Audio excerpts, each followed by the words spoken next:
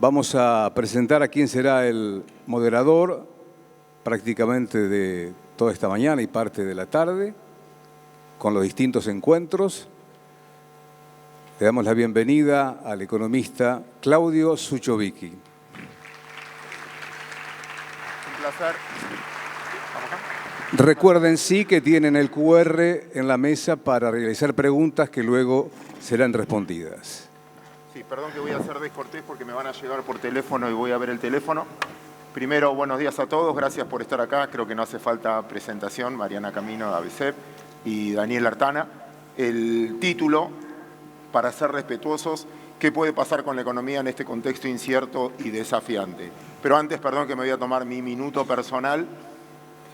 Como son todos ejecutivos de finanzas, estoy tentado en hacerles una pregunta.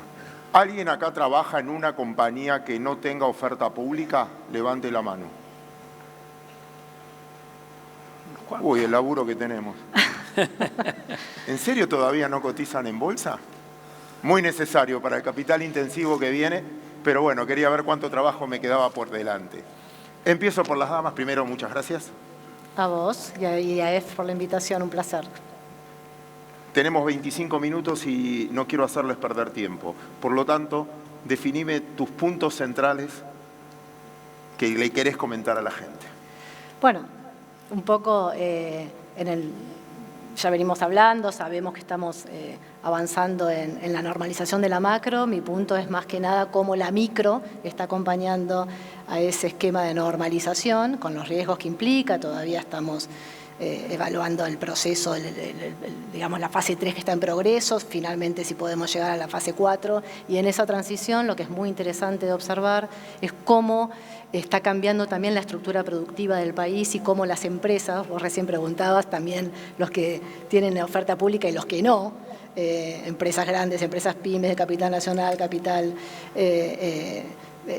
internacional, bueno, hay todo un movimiento bastante heterogéneo que viene acompañando esta idea de cambia el ambiente de negocios, cambia la lógica de buscar productividad, cambia la lógica de pensar en una economía que puede, si esto funciona y finalmente el año que viene estamos en una apertura hacia el mundo, bueno, cómo gestionar negocios, cómo entender los desafíos que vienen del contexto internacional, que es muy difícil, y cómo prepararse para aprender a flotar, ¿no? Es un poco esa la... Estabilizada la macro, ya te damos, Daniel, participación. Daniel nos va a contar. Si se estabiliza la macro, viene el trabajo fuerte de la micro, como decías recién. No a todos nos va a ir igual. Absolutamente. Vamos a tener que pelear por la eficiencia interna. Absolutamente. Puntos principales que le dirías a una empresa, la micro que viene, ¿qué no podés dejar de mirar? Mira, estabilizada la macro es, vamos en vías de, ¿no? Que no quiere decir que esté lograda la estabilización, pero sí, digamos, de conversar con distintos actores, distintos sectores, coincido con lo que vos decís, hay mucha heterogeneidad.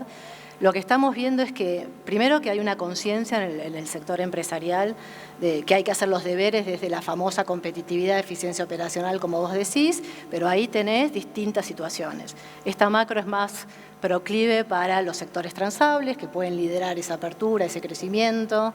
Estamos viendo que en los drivers del mundo, Argentina hoy no está siendo vista como, digamos, la Argentina de la inestabilidad, sino que se está poniendo sobre la mesa o en valor esta idea de que tenemos los 4 grandes sectores que todos juntos en una misma matriz productiva, ¿no? Con innovación, con regulación, con reglas de juego claras, pueden ser un atractivo relevante para capturar inversión internacional y la salida exportadora y la apertura. ¿Qué le diría a las empresas que se preparen con esa mirada, que miren más el largo? Yo te decía aprender a flotar. Vos no podés pricear hoy con el dólar que un día vale ¿no? Ya lo explicará, imagino, Daniel, pero digamos, este cambio de régimen que tanto el sector privado pedía definiciones en lo cambiario, bueno, hoy estás viendo cómo el dólar se acomoda dentro de esa banda. Pero no podés estar como empresario tomando decisiones de pricing, por ejemplo, en la mirada cortita. Tenés que aprender a ver tendencia. Cuando ves tendencia, tomas decisiones mejor de producto, tomas decisiones de productividad, tomas un esquema de mix de importación y producción nacional. O sea, el mensaje es: hay que prepararse. Cambia la lógica. Si funciona la estabilización y estamos finalmente el año que viene en un contexto de apertura, una Argentina inserta en el mundo, ahí interesa cómo nos insertamos en los ecosistemas globales de valor y cómo ese liderazgo que hoy tiene el transable obliga a la industria, por ejemplo, a buscar más productividad, y aquellos que son más mercado internista, bueno, tendrán esa agenda de reconversión. Es un momento difícil, pero creo que todo conduce a que cambia también la estructura productiva argentina y va cambiando el modelo de gestión de las compañías. Yo creo que ese es el mensaje. Te dejo descansar un segundo. La primera pregunta te la hizo ella finalmente. ¿Estabilizada la macro? Lo puso entre signos de pregunta. Bueno, primero, antes de contestar esa pregunta, gracias al IAEF por invitarme a compartir un panel con Mariana y con vos. Yo diría que hemos tenido un avance impresionante en materia macroeconómica, pero que no alcanza. Al final hemos tenido un descenso muy rápido de la tasa de inflación, que normalmente en estos procesos lleva tiempo. Vamos a tener escalones, vamos a tener sorpresas desagradables como la de marzo, que afortunadamente aparenta quedar atrás, pero si los fundamentos macros están bien, la inflación converge a un dígito anual. En el programa con el fondo está previsto que eso va a ocurrir en el 2027, lo cual parece un pronóstico prudente.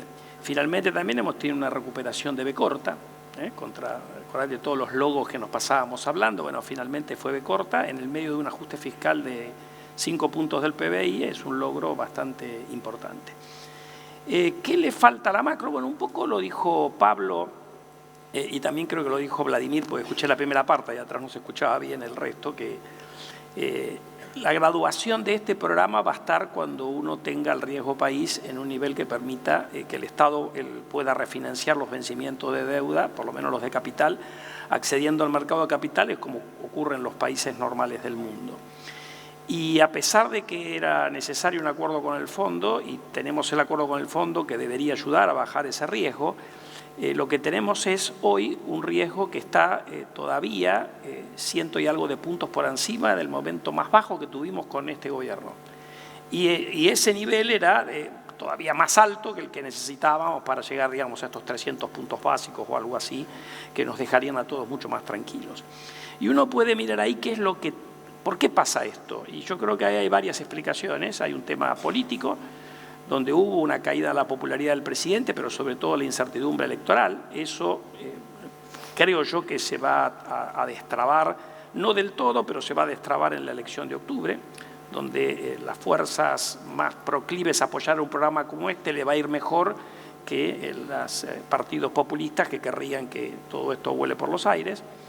Después tenemos una cuestión del contexto internacional, que si bien con las noticias que hemos tenido los últimos días parece que va camino a mejorar, igual piensen ustedes que estamos bastante peor de lo que estábamos en enero, con aranceles en Estados Unidos de entre 10 y 30% y medidas de compensación por parte de China. Eso nos abre una oportunidad, que es tratar desde el Mercosur o desde Argentina de ir más rápido hacia integrarnos con bloques que no son por ahí Estados Unidos y que nos permitan acelerar ese proceso. Y el último tiene que ver, a mi juicio, con una evolución de las reservas netas del Banco Central, que recuerden ustedes pasaron número redondo de menos 12.000 a 0 y después volvieron a menos 8.000, y que el acuerdo con el Fondo Monetario prevé que eso se va a modificar drásticamente, y por lo que vemos en el corto plazo no va a ser vía la compra de dólares del Banco Central en el mercado, porque parece, más allá de que pueda tocar el piso de la banda, no parece que si toca le permita al Banco Central acumular todo lo que tiene que acumular. En alguna medida Vladimir ha dicho que van a tratar de reemplazar eso colocando alguna deuda, pero eso genera alguna fragilidad. Este es un programa que está bastante bien diseñado y donde se suponía que la remonetización de la economía estaba destinada a acumular reservas, remonetización de la economía en pesos, no en dólares. Recuerden ustedes que en 5 años y medio se prevé que las reservas netas deberían mejorar en alrededor de 80.000 millones de dólares. Es un programa muy ambicioso que en alguna medida lo que eso hace es que trata de evitar una apreciación muy fuerte del tipo de cambio real. Y ahí es donde choca un poquito con las urgencias del gobierno en el corto plazo, que yo sospecho que después de la elección, o espero, que el foco sea en tratar de cumplir esta vez la meta de acumulación de reservas. Aprovecho que te tengo acá y dame una clase al respecto. ¿Por qué tomas tan relevante las reservas si el dólar flota? ¿Y por qué tomás tan relevante las reservas? Que sí, obviamente, es mejor tener reservas que no tenerlas, pero ¿por qué el camino central? Repito, cuando tenés flotación y cuando tenés superávit, porque yo pienso en mis reservas. Cuando me quedo sin laburo, las reservas son esenciales, porque vivo de eso y todos los que trabajamos en finanzas tenemos la doble responsabilidad, pero mientras que estoy con flujo positivo, no estoy mirando mi cuenta comitente todos los días. Bueno, yo creo que primero es lo que está en el programa, que negoció Argentina con el fondo, así que supongo que el gobierno argentino estaba de acuerdo con esas metas, porque si no, no las hubiera firmado. ¿Pero el programa no estaba hecho antes? Ah, bueno, estaba hecho, por ahí se venía discutiendo, pero en definitiva lo firmaste como país, así que en alguna medida suscribís eso. Pero aún en esquemas de flotación y aún en economías bimonetarias, como pueden ser Perú o Uruguay, los bancos centrales tienden a tener reservas, porque vos podés tener shock externos en los cuales perdés acceso al financiamiento y las reservas son una forma de reemplazar fondos soberanos de ahorro, en alguna medida es tener plata en un cajoncito para lidiar por si tenés un shock externo y acolchonar el impacto de ese shock externo. Y además porque cuando uno va a la práctica es difícil ver países emergentes que flotan limpio, por lo menos en la región. Entonces vos fíjate que Perú, que es una economía también muy dolarizada, tiene una tonelada, una parva de reservas internacionales, porque lo que tratan de evitar en una economía que también razona en pesos y en dólares son saltos bruscos en el tipo de cambio. O sea, tratar de bajar la volatilidad.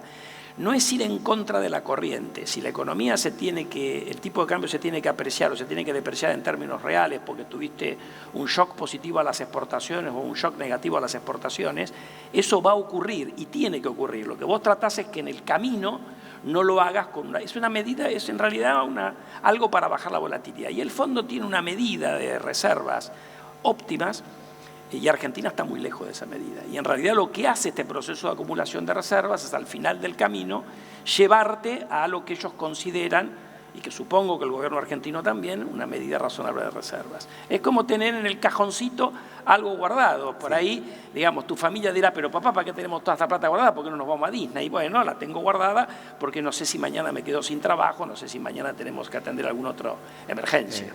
Te tomo una... repreguntita chiquita a lo que decías recién también. Pero al principio, y yo estoy completamente de acuerdo, creo que uno de los objetivos es disminuir el riesgo país para poder refinanciar el capital, porque Argentina no recompuso reservas, entre otras cosas, porque tuvo que pagar toda la deuda. En el momento que pueda renovar, es otra manera de constituir reservas. Sí, yo creo que en realidad el gobierno, el presidente desde el principio bajó una línea de que este es un gobierno que cumple con sus compromisos.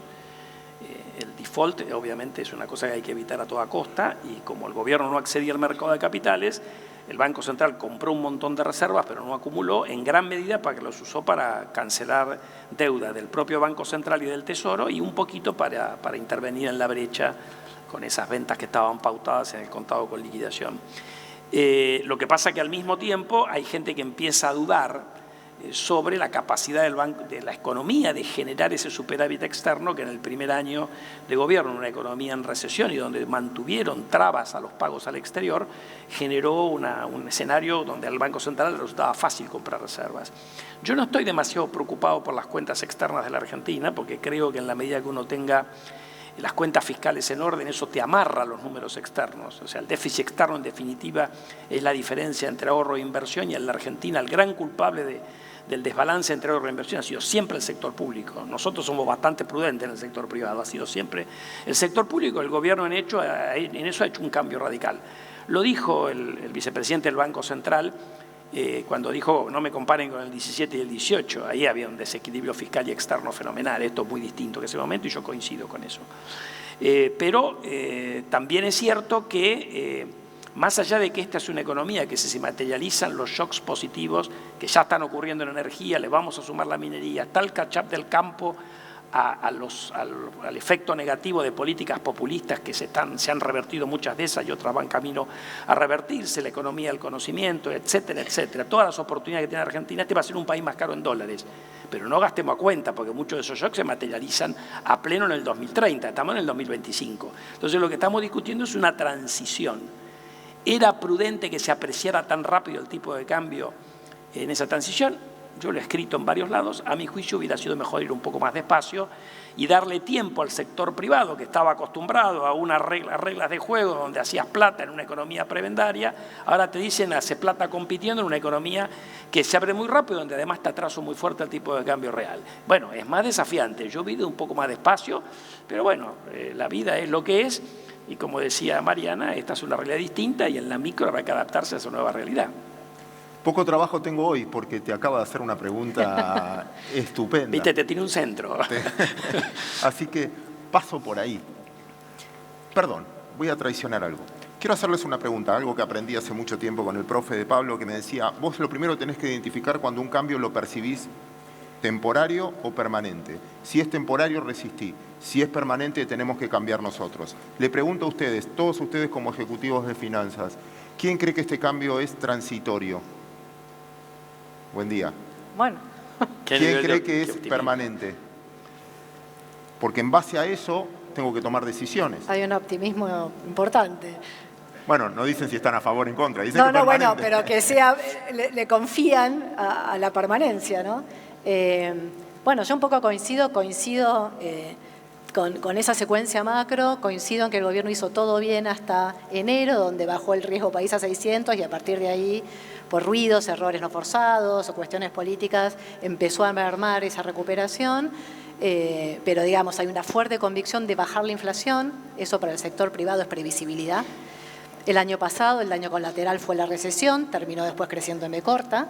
Hoy tal vez es la discusión de la meta, que eso de la meta de reservas del Banco Central es importante ¿para qué? Para la confianza, pero independientemente de eso, si uno piensa que el gobierno tiene instrumentos para terminar de esta transición hacia la apertura definitiva del mercado internacional, financiamiento para las empresas que es clave en la reconversión, yo creo que la micro tiene que acompañar porque es parte de salir de la tendencia de no crecimiento, esta falta de crecimiento secular o esta idea de poder crecer en 3-4% por año y salir de este estancamiento.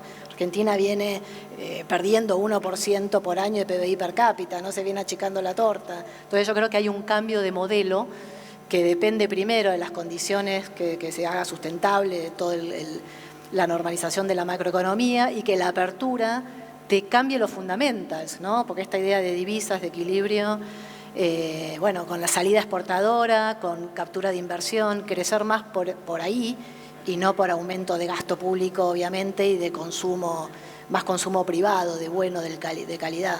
Acá la cuestión o la preocupación siempre de las empresas son las velocidades, porque vos tenés que, el gobierno te arregla la macro y avanza en una desregulación que en el timing, tal vez para la empresa pyme, para la empresa grande, para todos los sectores, depende en qué ecosistema estés.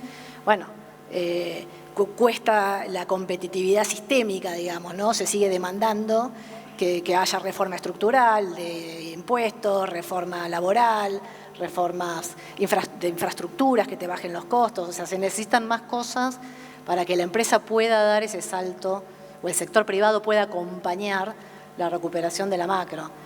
Hoy vemos, por eso yo te decía, un cambio estructural porque hay un balance distinto entre el sector público y el privado. Y el público lo está haciendo voluntariamente, ¿no? Esta idea se está achicando en favor de un mandato de crecimiento hacia el privado con reglas de juego claras, pero el privado es el que tiene que poner el esfuerzo del cambio de productividad y insertarse a un mundo que te cambia las reglas de juego, en talento, en calidad, en eficiencia, en adopción tecnológica. Yo creo que se viene otro escenario para los negocios y hay que aprender a hacer negocios en un escenario estable.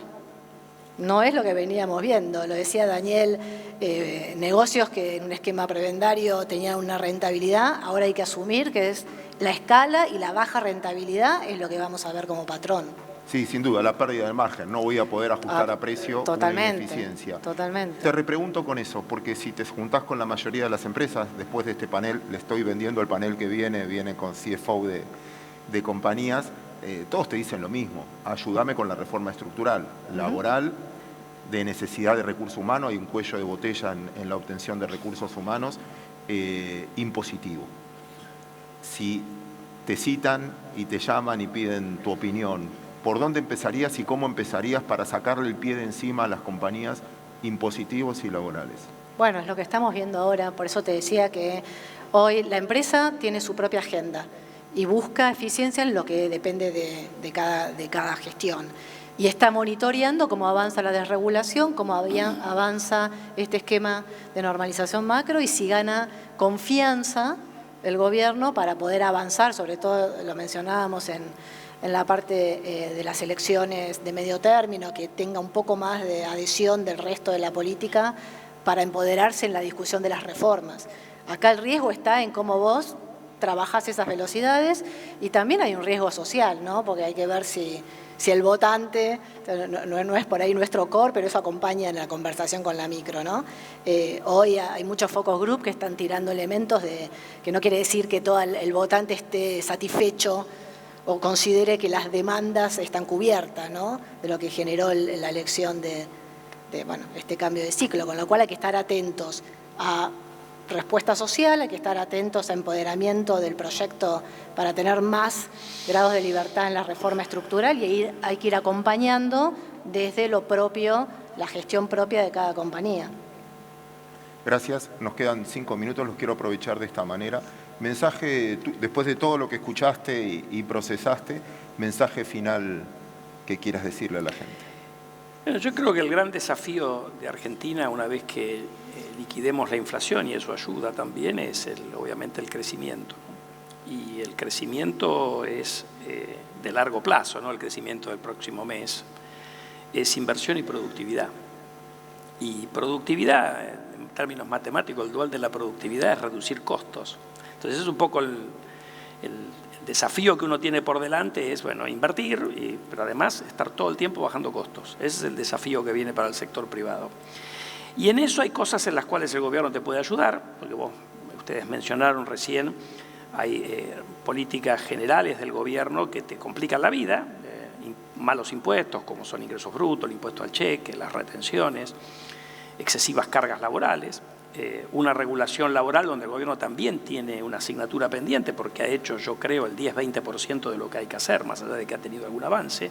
Eso está seguramente en lo que viene, pero después está en lo que tiene que hacer cada uno de nosotros. Cada uno de nosotros en el sector privado, en las empresas que tiene cada uno de ellos, es estar todo el tiempo bajando costos. El crecimiento es de dientes apretados, no es relajado. Esto es todo el tiempo pensando cómo bajas costos y yo estoy seguro que como los argentinos somos sobrevivientes de miles de batallas complicadas, lo podemos hacer. Así que creo que era Ortega y Gasset que decía argentinos a las cosas, bueno, argentinos a bajar costos. Ese es el desafío que tenemos por delante. Está muy bien, te lo tomo. Así como decíamos, los bancos tienen que trabajar de bancos, los mercados de capitales de mercado de capitales, las empresas de empresarios y no de pedido de subsidio. No de arbitrajistas, digamos. Exacto. No de eso. Lo mismo. No, yo coincido y creo que la buena noticia es que el sector privado ya lo entendió, ya se está trabajando en ese sentido y creo que tenemos una oportunidad espectacular si uno mira el mundo, porque hay muchas oportunidades en tanta incertidumbre. O sea, salimos del siglo XX donde la constante era la certidumbre, ahora vas a un mundo incierto de volatilidad, donde ya sabemos que vamos a crecer menos, pero están operando en simultáneo muchas transiciones. La transición energética, la revolución de tecnología, la demografía, que va cambiando también esta idea de la oferta laboral, que tiene el problema estructural de envejecimiento. O sea, hay un montón de elementos que cuando uno mira lo que Argentina tiene para aportar a esa discusión global, yo creo que es muy atractiva la oportunidad. Si logramos mejorar, zanjar los problemas de la macro, tener empresas competitivas, ahí es donde ese crecimiento tendencial que requiere productividad, no hay forma, sino no es crecer un puntito por año, sino es crecer en serio, con otra base, yo creo que es el momento para hacerlo. Si este gobierno logra finalmente resolver, sanear las cuentas públicas y abrir el mercado para el financiamiento que el sector privado necesita para acelerar, yo creo que es un excelente momento. Gracias a ambos. Solo una palabra final. No solo tiene que hacer el cambio del gobierno, que lo tomo perfecto, sino, como decía Pablo al principio, ¿no? Todos nosotros como involucrados en el país, ¿dónde vamos a conseguir un país, siempre repito lo mismo, perdón, que no tenga problemas limítrofes, culturales, religiosos, étnicos, a este precio? Vale la pena dar la pelea porque vale la pena estar en Argentina. Y como hombre de mercado, y los escuchaba a los dos como conclusión final, si estaría todo perfecto, ya tendríamos las reservas, si estaría todo bárbaro y la micro, no tendríamos estos precios. Hay un momento en que te la tenés que jugar porque decís, bueno, me juego a que se va a estabilizar esto o no finalmente, por eso la decisión está acá. Pido un aplauso para ellos dos. Gracias. Me quedo. Gracias, querido. Bajamos por acá. Muchas gracias. Sí. Perdón, pero yo soy parte del elenco estable, así que